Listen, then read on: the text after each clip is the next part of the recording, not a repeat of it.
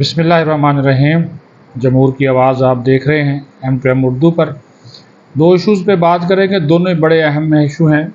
PTI में जो धड़ेबंदी है उसकी सियासत अरूज पर, परवेज़ लाई की ज़मानत होते ही हम्माद अज़हर को क्यों मंजर आम पर लाया गया और कौन मंजर आम पर आने वाला है, इस पे बात होगी।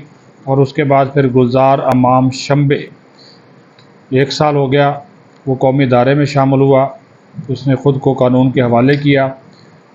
उसका ऐसा करना दीगर जो बलोच दहशतगर्द ग्रुप हैं उनके लिए क्या मानी रखता है, और रियासत की जानब से जो ऐसे ग्रुपों को मुज़ाकरात की जो पेशकश की गई है उस हवाले से भी जो है वो बात करेंगे। सबसे पहले तो बात कर लेते हैं PTI, आप उसको तहरीक इंतशार कह लें, तहरीक इंसाफ कह लें, क्योंकि अभी भी वो इंतशार की तरफ ही ज़्यादा बढ़ते हुए जो है वो दिखाई दे रहे हैं। उनके लीडर का कल भी हमने ज़िक्र किया कि जिस तरह के वो बयानात दे रहे हैं कि मुल्क को तबाह कर दो, एहतजाज करो, बाहर निकलो, जला दो, गिरा दो, लेकिन उसकी जो अपनी जमात है वो ख़ुद इस वक्त सियासी जलाओ गिराव का शिकार है। वकला के गलबे के बाद एक चीज़ जो है वो देखी जा रही है कि इनके मुख्तलिफ जो धड़ेबंदियाँ हैं, जो मुख्तलिफ धड़े हैं, इसमें इंतशार बहुत ज़्यादा बढ़ गया है और अंदरूनी इक़्तिदार की जो जंग है वो काफ़ी संगीन सूरत हाल जो है वो इख्तियार कर गई। और इसकी ताज़ा तरीन जो एक मिसाल है वो है 21 मई को जब चौधरी परवेज़ लाई ज़मानत पर रिहा होते हैं तो साथ ही 12 घंटे के अंदर अंदर एक रुपोश मुजरम सानिया 9 मई का एक मरकज़ी किरदार हम्माद अज़हर, जो कि 9 मई से ही रुपोश था, वो अचानक इस्लामाबाद में PTI के मरकज़ी सेक्रेटेरिएट में नमूदार होता है, मीडिया से बात करता है, पुलिस गिरफ़्तार करने पहुंचती क्योंकि ज़ाहिर उसके ऊपर मुकदमात हैं, वहाँ से गायब हो जाता है और पेशावर चला जाता है। ठीक है जी।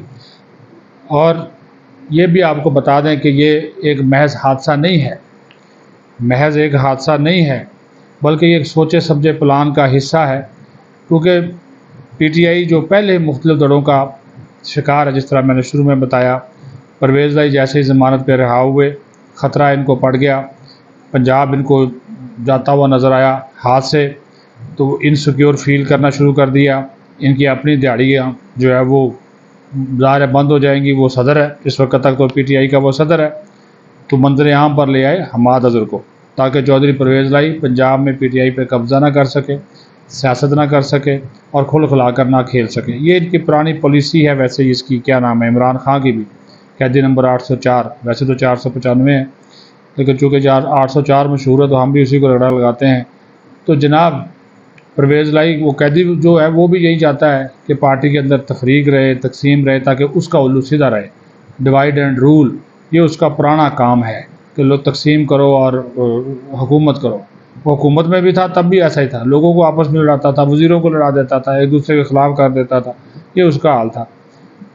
अब ये तमाशा काफ़ी लंबा हो गया। एक तरफ उमर अयूब है, वो पंजाब प्रधानमंत्री बने हुए हैं, अपने आप को अकले कुल, और वो कहते हैं जी PTI है, वो है तो PTI है वरना वो नहीं है, वो अपने आप को खान का मुतबादल बनाकर पेश कर रहे हैं। दूसरी तरफ जनाब रऊफ़ हसन है, वो भी अब एक नए लीडर बन गए हैं। ये खुसराबाजी के बाद वो जो उन पे हमला हुआ ख्वाजा सराओं का, तो वो खुसराबाजों ने जो उनके साथ वो किया है वो उसकी तहकीकात जारी है, उसके ऊपर हम बात नहीं करते हुए गुस्सा कर जाते हैं, गालियाँ निकालते हैं फिर सोशल मीडिया के ऊपर। तो तीसरी एक और टोला, तीसरी तरफ है वकला, चौथी तरफ है हम्माद अज़हर, पाँचवीं तरफ है परवेज़ लाई, यानी कि 5 धड़े तो खुल कर सामने आ चुके हैं। ये इनका हाल है। देखते हैं कि अब कौन सा लीडर जो है वो कौन से धड़े को लीड करेगा, और इक़्तिदार पर कब्ज़े की जंग जो है ये अब काफ़ी लंबी होती हुई जो है वो हमें नज़र आ रही है, और काफ़ी लंबी भी और काफ़ी संगीन सूरत हाल भी ये इख्तियार करती हुई हमें नज़र आ रही है। गुलजार अमाम शंबे की हम बात करें तो 2023 में आज ही के दिन यानी कि 23 मई को पाकिस्तानी सिक्योरिटी फोर्सेस को एक बड़ी कामयाबी मिली, जब बलोच अलहदगी पसंद लीडर गुलजार अमाम को गिरफ़्तार किया गया, और जो हमारे दिफाई और सिक्योरिटी माहिरीन हैं قانون نافذ کرنے والے ادارے ہیں انہوں نے بھی اس کو ایک بڑی کامیابی قرار دیا، کیونکہ مختلف جغرافیائی مقامات پر مہینوں تک پھیلے ہوئے ایک اختراعی اور انتہائی احتیاط سے منصوبہ بندی کے بعد جو آپریشن کیا گیا اس کی روشنی میں اس کی گرفتاری ہوئی۔ یہ جو انتشار پسند غیر ملکی ایجنسیوں پر یا ان کے غیر ملکی ایجنسیوں کے اعمال پر جو لوگ کام کر رہے ہیں، لیکن پاکستانی فوج ان کے عزائم میں سب سے بڑی رکاوٹ ہے، ان کے ان عزائم کو ناکام بنا رہی ہے۔ اب بھی بلوچوں کے لیے وقت ہے وہ اٹھ کھڑے ہوں، دشمن ناصر کا مقابلہ کریں۔ گلزار امام شمبے ان کی مثال ہے۔ پھر صوبے میں جو قانون نافذ کرنے والے ادارے کامیابیاں حاصل کر رہے ہیں اور پاک افغان سرحد پر، پاک ایران سرحد پر جو باڑ لگائی گئی ہے اس کے بھی کافی اچھے اثرات آئے ہیں، ثمرات اچھے آئے ہیں۔ کچھ 700 سے زیادہ تو 750 کے سے بھی زیادہ قلعے تعمیر کیے گئے ہیں پاکستانی فوج کی جانب سے افغان بارڈر پر، اور D G S P R نے بتایا تھا کہ 98% جو باڑ لگانے کا کام ہے افغان بارڈر پر مکمل ہو چکا ہے، اور 90% جو ہے وہ پاک ایران سرحد پر، تاکہ یہ جو دہشت گردوں کی آمد و رفت ہوتی ہے اس کی جو ہے وہ روک تھام ہو سکے۔ جیسے ہی گلزار امام شمبے گرفتار ہوا، ریاست کی جانب سے مفاہمت کی پھر پیشکش اور گروپوں کو بھی کی گئی، اور وہ پیشکش آج بھی قائم ہے۔ ریاست کہتی ہے کہ وہ قانون کے سامنے، آئین کے سامنے، ریاست کے سامنے سرنڈر کریں اور پرامن ماحول میں اپنی زندگی جئیں۔ وہ مذاکرات بھی ان سے کرنے کے لیے تیار ہیں۔ ظاہر ہے جب وہ گرفتار ہوا تو جو بلوچستان نیشنل الائنس تھا، اس کے ساتھ ساتھ دیگر عسکریت پسند گروپ، ان کے لیے بہت بڑا دھچکا تھا۔ جو بلوچستان میں مشکل سے حاصل کیے گئے امن کو غیر مستحکم کرنے کی کوشش کی جا رہی ہے،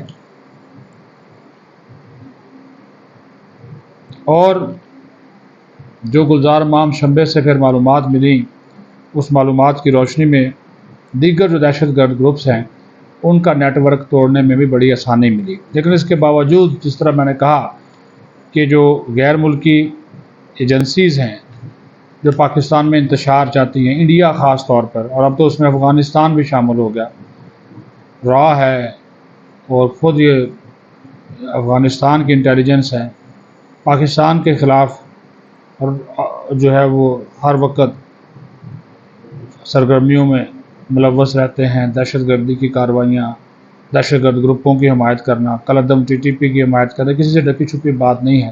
لیکن یہ بات اچھی ہے کہ ریاست کے سامنے، ریاست نے ایک مرتبہ پھر ان لوگوں سے کہا ہے، بلوچ غیرتی پسندوں سے، کہ وہ آئیں، مذاکرات کریں، بیٹھیں، ہتھیار ڈالیں، آئین اور قانون کے مطابق اپنی زندگی جو ہے گزاریں، اور ان لوگوں کے ہاتھوں سے نکلیں جو ان کو کھلا رہے ہیں اور پیسہ کما رہے ہیں، ڈالر کما رہے ہیں باہر بیٹھ کے، جو ان کے لیڈرز ہیں ان کے چنگل سے نکلیں اور بلوچستان کی تعمیر و ترقی میں اپنا مثبت کردار ادا کریں۔ پاکستان زندہ باد۔